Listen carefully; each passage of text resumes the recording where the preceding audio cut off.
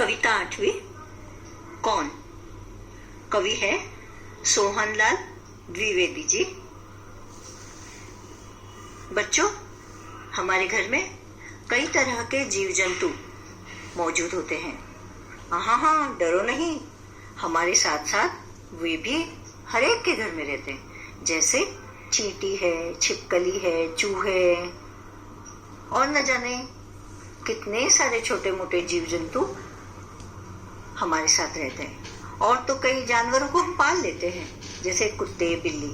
पर अनजाने जीव जो हमारा नुकसान करते हैं, उसमें से सबसे महत्वपूर्ण है चूहा। हर एक व्यक्ति चाहता है कि चूहे को अपने घर से भगा दे। तो अब ये कौन जो कविता है, वो हमें सवाल पूछा है कि कौन है वो जो ये करता है, वो करता है, वो ये करता है, बहुत सारा नुकसान हमारा कर देता है। तो देखें, बहुत ही सुंदर कविता है और शरारतों से भरी हुई। और किसकी शरारत है?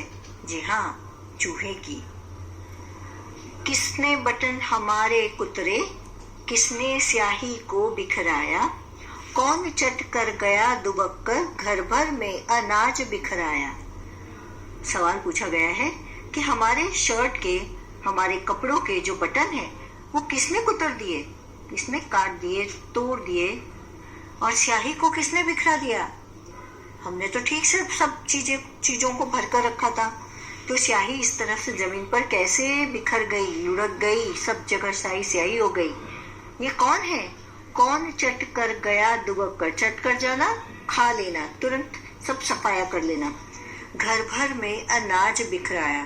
अनाज को जब हम थैली में भरकर रखते हैं तो गेहूं, चावल, चीनी, बहुत सारी ऐसी थैलियां होती है, कागज की थैली, जिसको काट कर चूहे पूरे अनाज को यहाँ वहां बिखेर देते हैं। तो ये कौन है जो चीजों को चट कर गया और घर भर में जिसने अनाज को बिखराया। दोना खाली रखा रह गया, कौन ले गया उठा मिठाई, उठा मिठाई। मिठाई को कौन उठा ले गया? दोने में मिठाई भर कर रखी थी।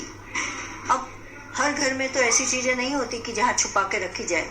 कई बार होता है कि 2 मिनट के लिए रखा है, वो बिल्ली आके उसे चट कर जाती है। यहाँ ये चूहे महाराज है जो अपनी करामत दिखा रहे हैं। तो दोना तो है लेकिन खाली है। उस दोने में मिठाई थी, अब कौन उड़ा ले गया, कौन उसे उठा ले गया, किसने खाई? 2 टुकड़े तस्वीर हो गई, कागज की तस्वीर थी, उसको भी कुतर कुतर कर किसने 2 टुकड़ों में बांट दिया। किसने रस्सी काट बहाई, रस्सी थी, उसको भी अपने दांतों से कुतर कर काट दिया। ऐसा कौन है ये? कभी कुतर जाता है चप्पल।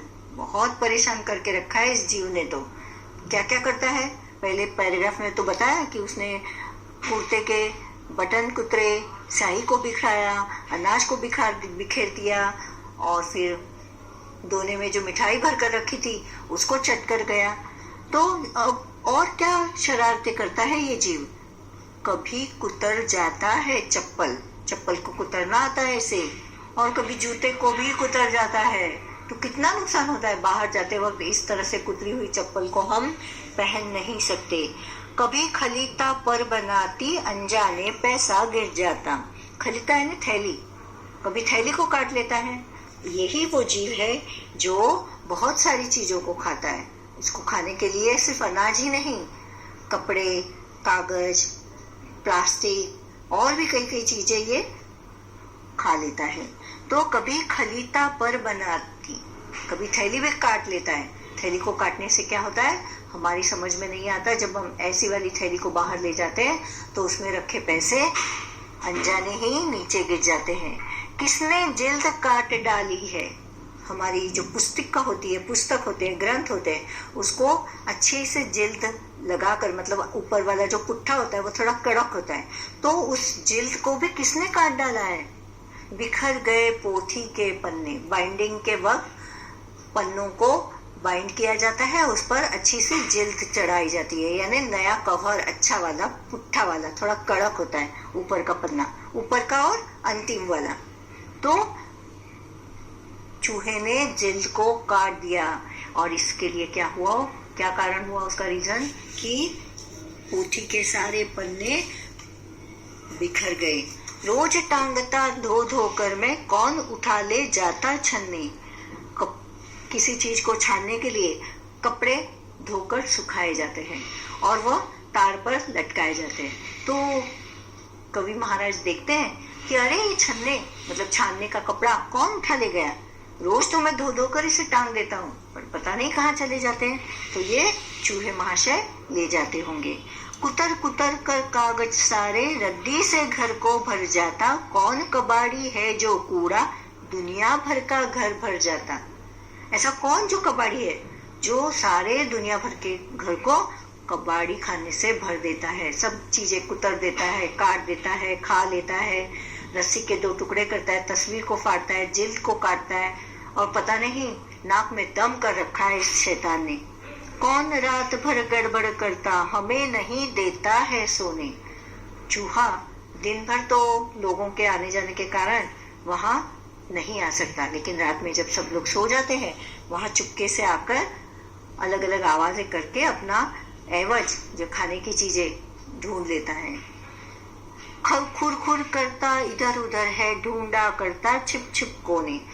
जहां कहीं कोने में जगह नजर आई वहां चूहे महाशय छुप जाते हैं, और जैसे ही हम सो जाते हैं बत्ती बुझाकर, वो फिर से आकर हमें तंग करने लगते हैं। रात भर गड़बड़ करते हैं, सोने नहीं देते, और हम परेशान हो जाते हैं उसके जो गड़बड़ी करते हैं उसके कारण। इतना नुकसान हमें ये छोटा सा जीव करवाता है। रोज रात भर जगता रहता, खुर खुर इधर उधर है धाता। बच्चों इसका नाम बताओ, कौन शरारत यह कर जाता। तो उसका नाम बताओ कि ये कौन है जो इधर उधर घूमता रहता है, भागता रहता है, और इसका हमें नाम बताना है। बच्चों बताओ ये कौन है। तो हम जानते हैं यह शरारती जीव चूहा है, और चूहे के कारण ही हम सब बहुत ही परेशान हो जाते हैं। तो भी हम लोग इसके सवाल देखेंगे। कौन से सवाल दिए हैं इसमें? कविता से। कविता पढ़कर बताओ कि यह शरारती जीव घर में कहाँ कहाँ गया। तो कविता पढ़ने के बाद हमें पता चलता है कि यह शरारती जीव घर में सभी जगहों पर गया होगा। अलमारी में गया होगा जहाँ से उसने कपड़ों के बटन कुतरे, किताबों की अलमारी में गया होगा जहाँ शाही बिखेरी, घर भर में घूमता होगा, मंदिर में मिठाई चुराता होगा, चप्पल जूता रखने की जगह भी जाकर चप्पल और जूते को कुतर दिया इसने, रस्सी कुतरी, खलीता कुतरा, सब जगह जगह जहाँ देखो वहाँ घर भर में इस जीव का घूमना सारी जगह पर हो गया होगा। किस तरह की चीजों का सबसे ज्यादा नुकसान हुआ? बच्चों की पढ़ाई किताबों से होती है, मेरे हिसाब से उसका नुकसान सबसे ज्यादा होता है। कविता में बहुत से नुकसान गिनाए गए हैं, तुम्हारे हिसाब से इनमें से कौन सा नुकसान सबसे बड़ा है और क्यों? जैसे कि पहले बताया कि अनाज को चूहे महाशय खा लेते हैं और गंदगी फैलाते हैं, इससे कई किलो अनाज बर्बाद हो जाता है, लोग भूखे मर जाते हैं। पुस्तकें, पुरानी पुस्तकों की जिल्द, पोथी आदि को कुतरने से बहुत नुकसान होता है, क्योंकि कुछ किताबें ऐसी होती है जो दोबारा प्राप्त नहीं हो सकती। इस कविता में किसकी शैतानियों की बात कही गई है? तुमने कैसे अनुमान लगाया? इस कविता में चूहों की शैतानियों की बात कही गई है। कुतरना, काटना, बिखेरना, ये सारे काम यही जीव करता है। अब यहाँ शरारती जीव ने बहुत सारी चीजों को कुतरा, बिखराया और काटा। अब तुम बताओ कि किन किन चीजों को कुतरा जा सकता है? तो मेरे हिसाब से चप्पल, कागज, जूता, खलीता, बटन आदि चीजों को कुतरा जा सकता है। बिखराने के लिए अनाज है, स्याही है, दूध है। और काटा जा सकता है ऐसी कौन सी चीजें हैं? रस्सी, पुस्तकों की जिल्द, बिजली का तार इत्यादि। कबाड़ का हिसाब। कबाड़ी क्या क्या सामान खरीदते हैं? कबाड़ी रद्दी कागज, पुस्तकें, समाचार पत्र, मासिक, लोखंड, प्लास्टिक, जूनी घड़ी, एल्यूमिनियम के डिब्बे, तांबे की वायर, जूने पुराने पंखे, बैग इत्यादि सामान को खरीदते हैं। तुम्हारे घर के सामान ले जाकर कबाड़ी उसका क्या करते हैं? हमारे घर का सामान ले जाकर कागज को पुनर्चक्रित करने हेतु बेच देते हैं, जहां इस रद्दी कागज से फिर से नया कागज बन जाता है। धातु जो है जैसे लोखंड, एल्यूमिनियम, पीतल, तांबे की चीजें भी इसी तरह से रिसाइकल करते हैं, उसको फिर से अलग रूपों में बनाया जाता है। पता करो कि पुराना अखबार या रद्दी किस भाव से बिकते हैं। पुराना अखबार या रद्दी अलग अलग जगहों पर अलग अलग भाव से बिकते हैं, फिर भी 7 से 8-10 रुपए किलो के हिसाब से ये रद्दी बिकती है। अगर कबाड़ी तुम्हारे घर का कबाड़ ना खरीदे तो क्या होगा? हमारे घर का सामान कबाड़ी ना खरीदे तो हमारा घर ही कबाड़ खाना बन जाएगा। हमें उन चीजों को या तो कचरे में यूं ही फेंक देना पड़ेगा अथवा किसी को मुफ्त में दे देना पड़ेगा जो उसका इस्तेमाल करे। घुसपैठ। तुम्हारे घर में भी यदि यह शरारती जीव है या उसकी फौज घुस गई है तो पता करो कि उससे कैसे निपटा जाता है।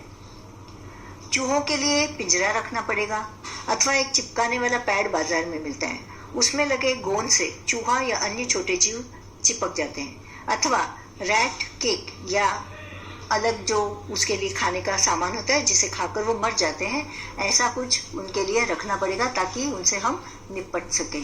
इस शरारती जीव के अलावा और कौन कौन से जीव तुम्हारे घर में घुस जाते हैं? छिपकली, तिलचट्टा यानी कॉकरोच, खटमल आदि जीव घर में घुसकर जीना हराम करते हैं।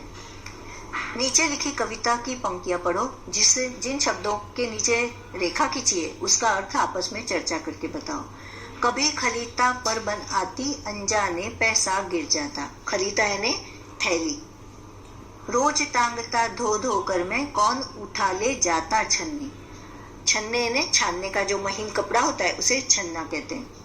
रोज भर रात भर जगता रहता, खुर खुर इधर उधर है धाता। धाता यानी दौड़ता रहता।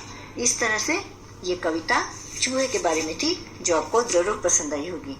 धन्यवाद।